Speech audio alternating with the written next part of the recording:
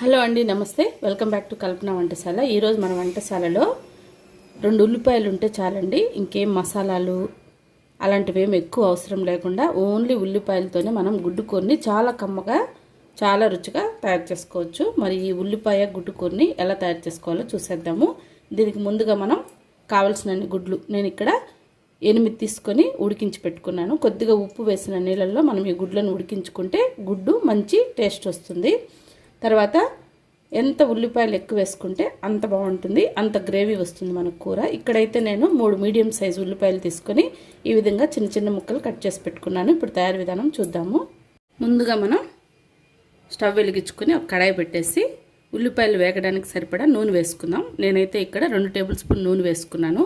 అది కూడా కొద్దిగా కలర్ ఉంది అనుకుంటున్నారు కదండి, ఏం లేదండి. మనం అప్పుడే చికెన్ 65 అలాంటివి చేసుకున్న నూనె ఉంటుంది కదండి, దాన్ని వేస్ట్ చేయకుండా మనం ఇలా గుడ్డు కూరని టమాటో బాత్ లాంటి రైస్ అలా చేసుకుంటే రుచి మరింత పెరుగుతుంది. ఆ నూనె కూడా అప్పటికప్పుడు పడేయకుండా మనకు వేస్ట్ కాకుండా ఉంటుందండి.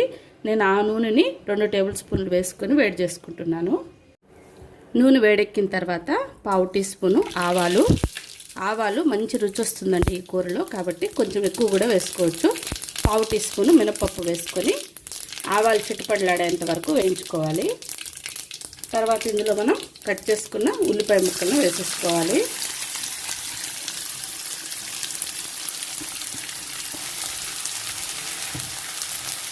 తర్వాత కొద్దిగా కరివేపాకు కూడా వేసుకొని వీటిని కొంచెం మెత్తబడేంత వరకు వేయించుకోవాలి. ఈ కూరకి మరి ఎర్రగా వేగకూడదండి ఉల్లిపాయలు, కొంచెం సగం ఉడికినంత వరకే మనం ఉల్లిపాయలని ఉడికించుకోవాలి.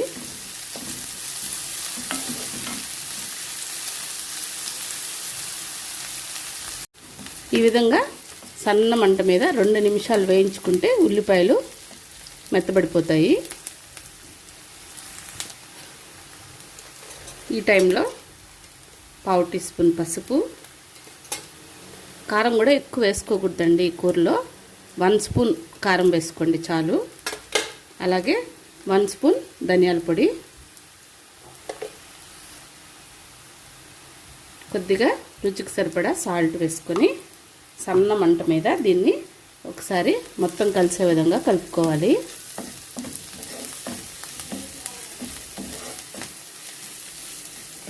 ఎక్కువ వేయించిన అవసరం లేదండి, అంతా మిక్స్ అయ్యేంత వరకు మనం ఇలా కలుపుకుంటే చాలు.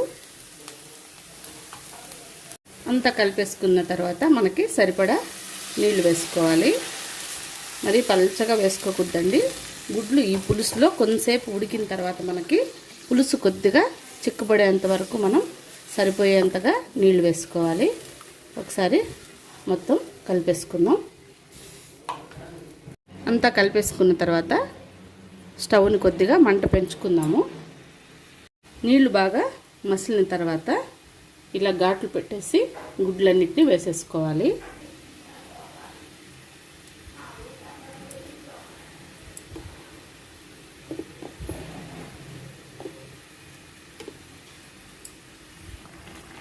గుడ్లన్నీ ఈ మసిలే పులుసులో వేసేసుకున్న తర్వాత మూత పెట్టేసి ఒక 2-3 నిమిషాలు మనం కొద్దిగా చిక్కుపడేంత వరకు ఉడికించుకోవాలి.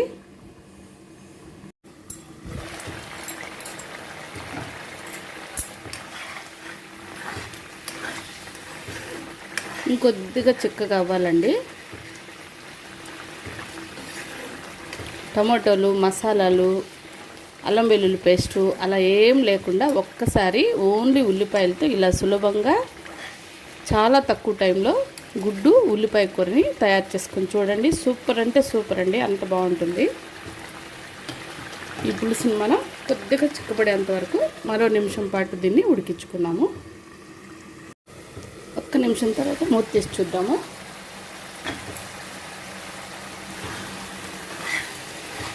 చిక్కబడిపోయిందండి. మంట తగ్గించేసుకుందాం. మళ్ళీ మనం తినేటప్పటికి వేడివేడిగా తింటే ఇలానే ఉంటుంది పులుసు. ఒకవేళ చల్లారిపోతే కొద్దిగా చిక్కబడిపోతుంది, కాబట్టి మంట తగ్గించుకున్న తర్వాత చివరిలో మీ దగ్గర ఉంటే కొద్దిగా మిరియాల పొడి, ఉంటే కాదండి వేసుకుంటే చాలా బాగుంటుంది, కొద్దిగా మిరియాల పొడి వేసుకోండి. అలాగే తరిగిన కొత్తిమీర కూడా కొద్దిగా వేసుకొని అంతా ఒకసారి కలిపేసి సర్వ్ చేసుకుంటే మనకు చాలా రుచికరమైన తక్కువ టైంలో అయిపోయే ఉల్లిపాయ గుడ్డు కూర చాలా చాలా రుచిగా మనకు రెడీ అయిపోయినట్టే అండి. స్టవ్ ఆఫ్ చేసుకొని సర్వ్ చేసుకున్నాము.